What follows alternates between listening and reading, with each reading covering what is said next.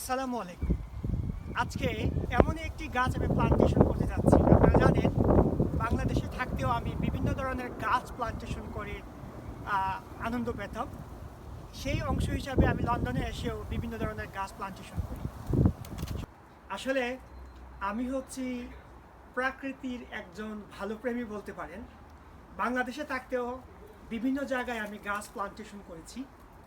এদেশে এসে এমনই একটি গাছ আমি আমার বাসায় প্লান্টেশন করেছি, যেই গাছটি ইউনিক একটি গাছ।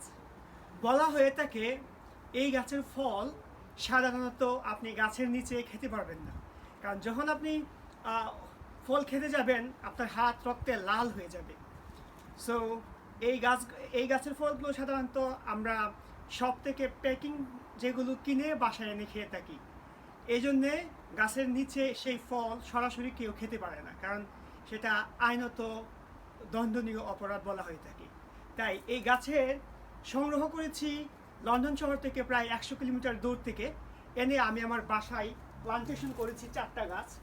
1 2 3 4, আলহামদুলিল্লাহ শীতের মধ্যেও সে 4টা গাছ অঙ্কুরিত হয়েছে। গাছের পাতাগুলো মরে আস্তে আস্তে করে গাছের মাথার মধ্যে দেখেন নতুন পাতা আসছে, নতুন পাতা আসছে। এটা দেখো।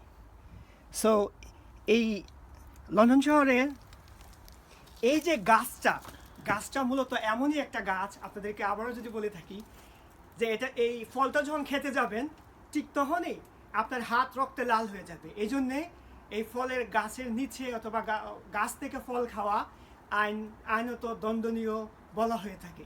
কাজেই এই গাছটা আমি এখানে আনতে পেরে অবশ্যই অনেক গর্বিত, অনেক দূর থেকে সেটা সংগ্রহ করেছি। সো আজকে সেটা আমাদের মসজিদের সামনেও আমি লাগানোর চেষ্টা করব। লন্ডনে থাকি আর না থাকি, অন্তত একজন বাংলাদেশির অবদান হিসাবে চিরকাল যাতে সেটি একটি স্মৃতি হয়ে দাঁড়িয়ে থাকে, সুতরাং এটা আমাকে প্রতিনিধিত্ব করবে। আসলে আমি যেখানে যাই চেষ্টা করি বিভিন্ন ধরনের গাছ, বিভিন্ন ধরনের অনেক কিছু বপন করার জন্য বা রোপণ করার জন্য। সো এটা আমার প্রাকৃতিক প্রেমীর একটা বলতে পারেন পজিটিভ একটি side. On the other hand, আমি বাংলাদেশে লন্ডন থেকে বিভিন্ন ধরনের বীজ, সাপোজ যেমন ব্ল্যাকবেরি, তারপরে আরও কি বলে আমরা মক্কা শরীফ থেকে এক ধরনের তেঁতুল আনি, মক্কা তেঁতুল, আরও 2-1টা জাত আমি পাঠিয়েছি, যেগুলো অলরেডি বা আমাদের বাড়িতে অঙ্কুরিত হয়েছে। আশা করি বাংলাদেশে আমার মাধ্যমে সে জাতটি গিয়েছে, এটা আমার গর্বের বিষয়। আমি চাই এই সমস্ত ফল ফ্রুটগুলো আস্তে আস্তে স্প্রিড হোক। অন দ্য আদার হ্যান্ড, আমি বাংলাদেশে থাকাকালীন নিজ হাতে একটি রক্ত তেঁতুল গাছ লাগিয়ে আসছি। মানে এই গাছটা অবশ্যই আপনারা যদি ইউটিউবে বা বিভিন্ন টেলিভিশন চ্যানেলে খুঁজেন দেখবেন বাংলাদেশের একটি জেলায় শুধু একটি গাছ পাওয়া গিয়েছে, যেটা রক্ত তেঁতুল। যে কেউ তেঁতুলটা ধরার পরে ভাঙার পরে বলবে ও বাবা রে, কয়া বইলা উঠে দৌড় দেবে, কারণ তেঁতুলটা ভাঙার সাথে সাথে এর ভেতর থেকে রক্ত বের হওয়া আরম্ভ হবে। এই গাছটিও আমার বাড়িতে ফলন দিচ্ছে, কিন্তু যতটুকু শুনেছি বাচ্চারা তেঁতুল ছোট থাকতেই নিয়ে যাচ্ছে। এটা ইনশাআল্লাহ আমি আমাদের মসজিদের সামনে ওখানে লাগানোর চেষ্টা করব, যাতে চিরকাল পর্যন্ত এই গাছগুলো যে কেউ খাক, যে কেউ দেখুক, অন্তত আমার প্রতিনিধিত্ব করে। এমনই একটি গাছ আমি প্লান্টেশন করতে যাচ্ছি। আপনারা জানেন, বাংলাদেশে থাকতেও আমি বিভিন্ন ধরনের গাছ প্লান্টেশন করে আনন্দ পেতাম। সেই অংশ হিসাবে আমি লন্ডনে এসেও বিভিন্ন ধরনের গাছ প্লান্টেশন করি। সবচেয়ে মজার বিষয় হচ্ছে এটি এমন একটি রেয়ার গাছ, যেই গাছের ফল আপনি সরাসরি গাছ থেকে খেতে পারবেন না, যেটা বলা হয়ে থাকে আইনত দণ্ডনীয়। কারণ এই গাছের ফল হাতে নেওয়ার সাথে সাথে আপনার হাতে প্রায় রক্ত লেগে যাবে, রক্তের মতো হয়ে যাবে, যার দরুন হয়তো ব্রিটিশ গভর্নমেন্ট সেটাকে রেস্ট্রিকশন করে রাখছে। বাট এটা আপনি বাসায় নিয়ে ঠিকই আপনি খাবার খেতে পারবেন। সো এই ফলটি খুবই রেয়ার একটি ফল। এটাকে সংগ্রহ করেছি প্রায় 100 কিলোমিটার দূর থেকে, যেটাই আজকে আমাদের মসজিদের সামনে আমি বৃক্ষরোপণটা করব। যদিও এতদিন আমি আমার বাসার ইয়ার্ডে, উঠানে আমি গাছগুলো রোপণ করেছিলাম। এখন ওখান থেকে ট্রান্সফার করে এসে এই যে এখানে অনেকগুলো ফুলের গাছ লাগানো আছে, এখানে লাগানোর চেষ্টা করব, যাতে করে অন্তত যে পৃথিবীতে আমরা থাকি আর না থাকি এই গাছ আমাদেরকে রিপ্রেজেন্ট করে এবং মানুষ এটা থেকে সুবিধা ভোগ করে। সো গাছ লাগানোর কাজ আরম্ভ করছি। আলহামদুলিল্লাহ।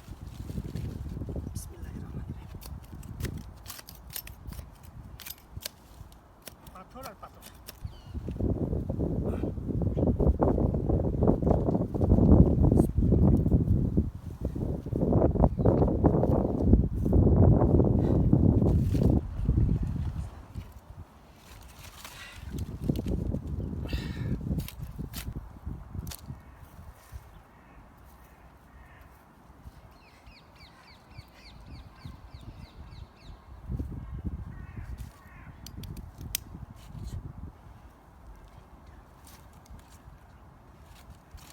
ওই সাইডে লাগাই দিতে লাগানো ছিল একদম আবার লাগাই দিই অনেক দিন পর না?